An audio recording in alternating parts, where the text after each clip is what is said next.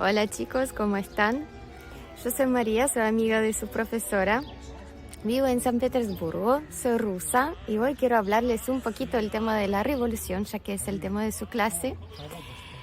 Quiero comentarles algo de las razones de este hecho y de las consecuencias que nos trajo, porque yo estoy segurísima que aunque pasaron más de 100 años, esto todavía tiene mucha influencia a nosotros, a todos nosotros, los que vivimos unas generaciones después. Yo filmo ese video por partes porque yo no soy nada de blogger, nunca lo he hecho en mi vida y a veces me está molestando la gente porque no estoy acostumbrada, pero bueno. Entonces, les cuento dónde estoy. Estoy en Tsarskoye Selo, que está a unos 40 kilómetros de San Petersburgo, que era la residencia de Nicolás II, el emperador ruso, el zar ruso, donde vivió con su familia a partir del año 1904. Entonces, las revoluciones no surgen de un día para el otro. Entonces, el país para entonces se encontraba en una gran crisis política, económica, social, educativa. Miren que la mayor parte, el 50% de las personas que vivían en Rusia no sabían ni leer ni escribir. Bueno, Rusia no era una gran excepción en este sentido, ya que en muchos países la situación era más o menos parecida. Pero el país más grande del mundo, donde todavía 80% de la gente son campesinos que viven en los campos, en los pueblos chiquititos, que hay muy pocos obreros, formaban como 10% de toda la población. El país que se encontraba en la guerra que la conocemos como la Primera Guerra Mundial, obviamente para entonces nadie le llamaba así, porque no sabían que tendría el mundo la Segunda Guerra Mundial, ¿no? Puede ser aún más horrible y más horrorosa y todo eso. Pero bueno, muchas personas ya se habían muerto. De hecho, los científicos, los historiadores, dicen que más o menos 3 millones de personas del Imperio Ruso se murieron en la Primera Guerra Mundial.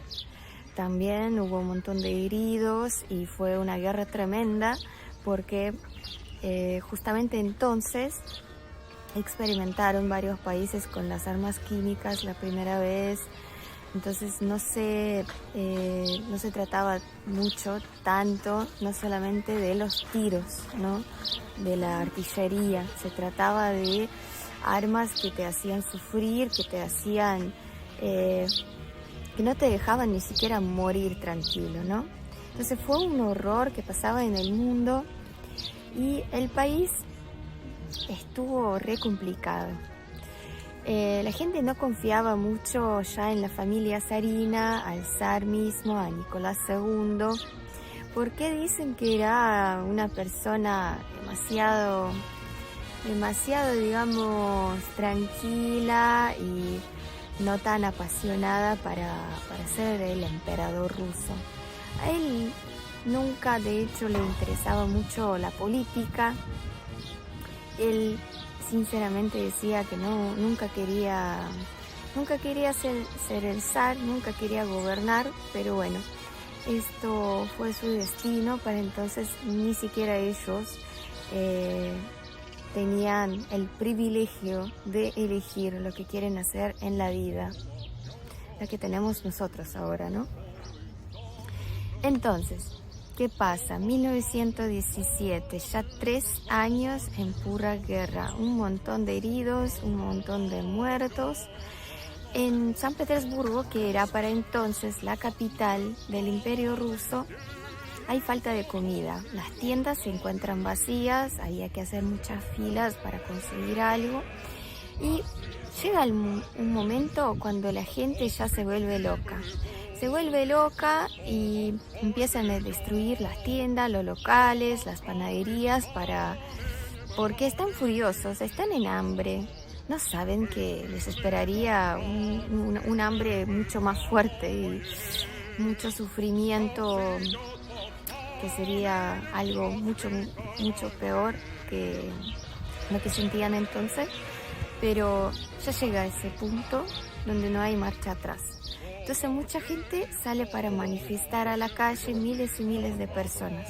El emperador no está en San Petersburgo, está fuera de la ciudad, y entonces manda a los soldados para que disparen a la multitud y la gente en la calle para hacer a todos ir a su casa y parar el quilombo infinito que estuvo pasando.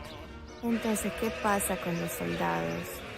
De hecho, miles de ellos, en vez de disparar a la multitud, dicen que no van a hacerlo y unen a la gente que manifiesta. Entonces se forma una huelga súper grande, una manifestación muy grande, la que Rusia nunca había conocido antes. Cuento corto, el gobierno, el zar, su régimen ya no pueden controlar la situación.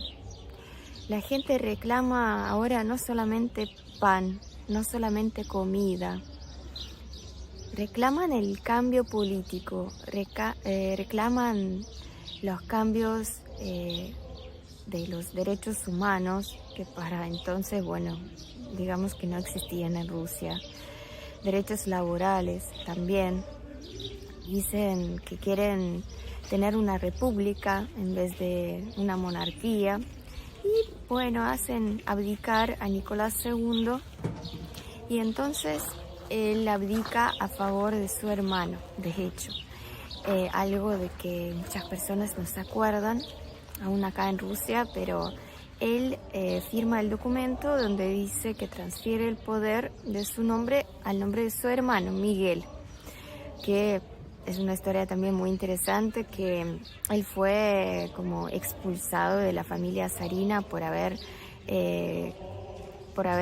casado con una chica que se había divorciado con su primer marido, que era totalmente inaceptable para aquella época y encima para una familia zarina. Entonces el segundo, Miguel, su hermano, él considera de verdad poder tomar sus responsabilidades como emperador de Rusia en estos tiempos difíciles, olvidar todas sus ofensas a la familia. Y él pregunta a varias gente de gobierno, de la alta aristocracia, si ellos pueden garantizarle su seguridad. Si él dice que sí, que quiere probar, digamos. Y ellos dicen sinceramente que no, que puede pasar cualquier cosa, que ya mucha gente en la calle, mucha gente con la locura. Y entonces él elige a su familia, elige estar tranquilo. Pero de hecho eso no le va a ayudar mucho, porque en un año los bolcheviques los van a matar, así como lo hicieron con la familia de Nicolás II. Los mataron después en una manera súper violenta, súper horrorosa, que no quiero contarles. Y entonces así surge la Revolución de Febrero de 1917.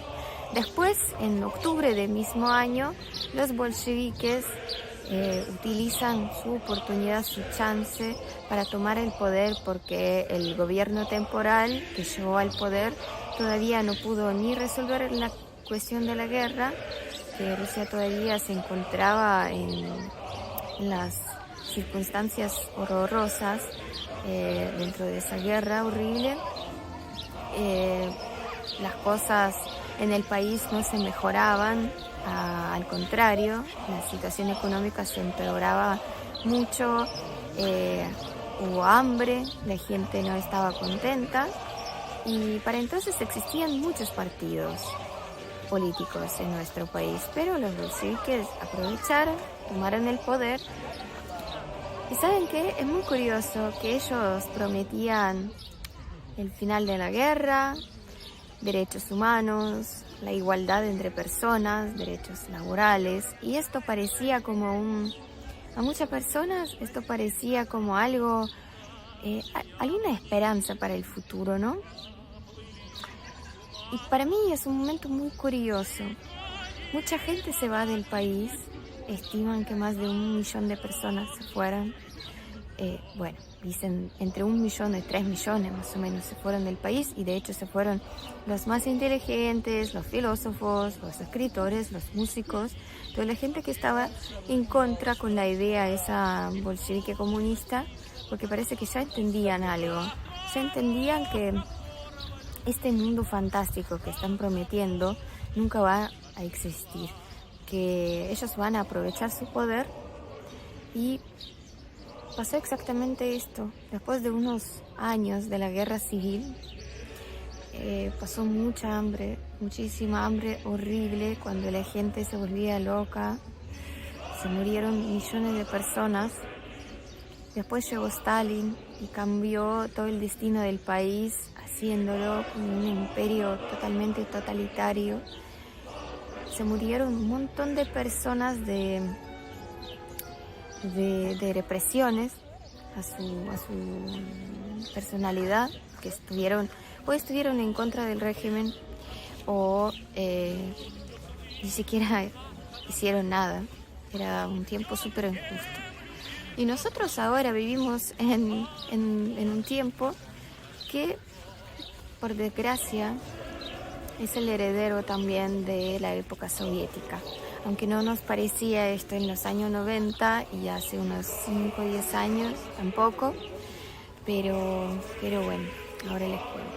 Les quise decir que lo que estamos viviendo ahora, los tiempos súper complicados que vivimos ahora, tiene mucho también que ver con lo que ha pasado en las previas décadas, en el siglo XX. Y el siglo XX fue así gracias a ese momento, a este año, donde se cambió el destino de todo el país y donde se cambió el destino de todo el mundo, porque mucha gente se fue incluso a Argentina.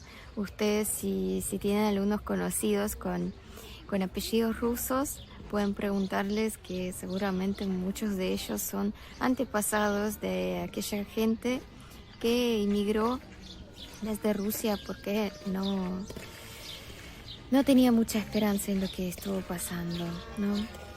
Aunque hubo mucha gente que sí que se sentía apasionada por los hechos de la revolución y creían que los cambios serían para algo mejor, para alguna vida que todavía no tenían.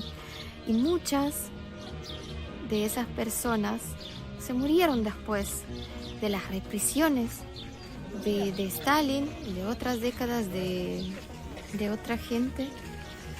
Es una historia muy triste. Obviamente no hay nada malo sin algo bueno, pero es complicado. Yo quiero decir que historia no es algo aburrido, no es algo que van a leer en un libro y van a olvidarlo de un día para el otro. Obviamente que tienen esa opción siempre, pero yo les aconsejo no hacerlo así, porque siempre sirve. Si ustedes saben más del pasado, entienden entonces más de las cosas que están pasando ahora. Pueden hacer algunas asociaciones, algunas conclusiones, inclusivemente sentirse más seguros dentro de las circunstancias de ahora. Fue el 1917, fue el año que cambió la historia mundial, no solamente la historia rusa, para siempre. Así que yo espero que les gustó el tema. Me gustaría hablar más, pero ya me sale un video súper largo y ya mucha gente me molesta. En un momento se sentó acá una señora grande, yo tuve que cortar el video, así que lo hago por partes, como les comenté antes. Nada, chicos, espero que aprovechen la clase, espero que sientan un poco el contexto de la época y que la historia les haga pensar de su vida también, ¿no? Mucha suerte y gracias por escucharme. Yo les pido perdón si sale un poco raro, porque es la primera vez que estoy haciendo algo así. Así que nada, espero que pasen una linda clase con Laura y les deseo todo lo mejor. Bueno, una parte extra, yo estuve sentada todo el tiempo del video y nada, no les mostré el palacio de que estuve hablando. Este palacio se llama el Palacio de Catalina, es del siglo XVIII y acá vivió, como les comenté antes, el zar Nicolás II con su familia.